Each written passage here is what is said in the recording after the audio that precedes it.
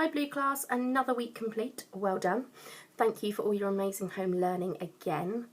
Lots of information being found out about London and really creative ways of presenting it, which is lovely to see. Seeing some huge posters and some incredible drawings of some of the landmarks and things there, so they're really lovely. And well done Bethany for your actual bus, that was really cool. So well done, keep it up, lovely to hear from you. This next week we're going to carry on learning about London, but we have obviously different tasks. So for your English, I have put up a video link to watch somebody reading the story called The Queen's Handbag.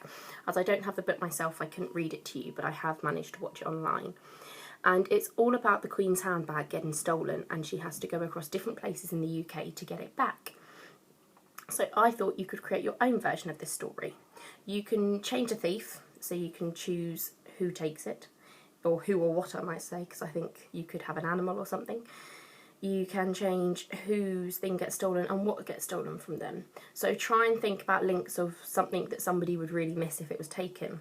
So like the Queen always has her handbag. You could do Usain Bolt missing his trainers. Can't run without his trainers. It's then up to you if you want to. You could set the story in London and think about the information you found out this previous week about the different landmarks. You could use them in your story. Or if you want to do a place that's more suited to the character you've chosen, then you could. So think about where they're from and find some different things there. In the book, obviously, it's quite short sentences. I know you can do better than that. So your grammar task this week is going to be about extending our sentences, which I know we visited before, but it's something we need to keep practicing over and over so we get better and start to do it naturally in our writing all the time. So there is an example on the overview, but I want you to think about how from a simple sentence we can add in more and more information within that sentence. So you might want to think about our 5 W's. So I went to the park. Who did I go to the park with? When did I go to the park? Why did I go to the park? So thinking about all your different W's you could think of. Can I add an adjective? What type of park was it? Was it a large park, small park? Did I go with my best friend or my wonderful niece? Or think about how you can extend your sentences and get lots and lots of information rather than using lots of simple sentences, a bit like the story does. So when you come to writing your story, you can then give a bit more information and use more detailed sentences, because I know that you're capable of doing that. Think also perhaps you could add fronted adverbials. So think about using those. They can answer some of your W words, can't they? And just try and make your sentences really interesting, because we don't want to keep repeating the same thing, keeping it really simple. So that's your English task, and actually you could try and turn it into an actual book and have a front cover and a blurb. I've put the blurb of the book on there so you can see. You could adapt the writing on that to suit your story and think about what your front cover design would be. Are you going to use similar design but obviously change the pictures, or completely different one? And then make sure you share pictures of those on our blog, because I would love to see the finished result and read your stories. I think they'll be very good. Your maths work this week, we're looking at coordinates.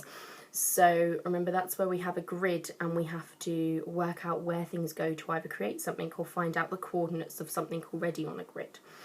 And there is an explanation on the overview, a little bit more about coordinates, how we read them, how we write them.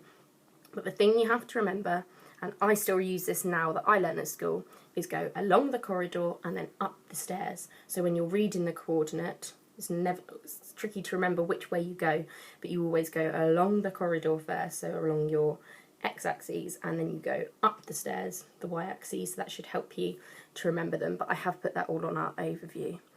And there's a few different activities to do on that, but one of which is to set up playing battleships, because you cannot play battleships without knowing your coordinates. So what a good excuse to get the game out. If you don't have battleships, I have put something on there where you can make your own, or if you do have the game, you could play it with somebody in your family. Let us know who wins. And I thought this week I would challenge you, I'm hoping this is going to work, to a game of battleships, me against you. So what I will do is, ready for Monday, I'm going to upload the battleship grid onto our blog. You can then comment underneath a coordinate, and I'll tell you if you're a hit on this, on the ships that I've put on my board. Make sure you post the comments on the picture, otherwise it's going to be really tricky to see who said what, and you can make sure no one's already said your coordinate. But my challenge to you is to see if by the end of the week you can find all my ships on my battleship board. So comment your coordinate and I'll let you know if you've hit or missed, so then you can then see which ones have and haven't been done, and we will see who wins. Our geography work this week is about the bridges in London. I've left this quite open. You could look at drawing some of them, not all of them, there are a lot, but looking at some of the landmarks that are around the different bridges.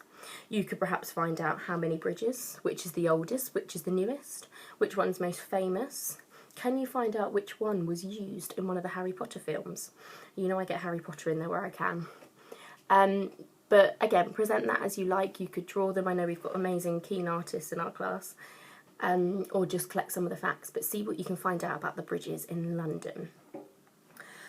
There are obviously other things on there. I won't go through everything, but as promised, I have set up a TT Rockstars tournament this week. We are against Year 5.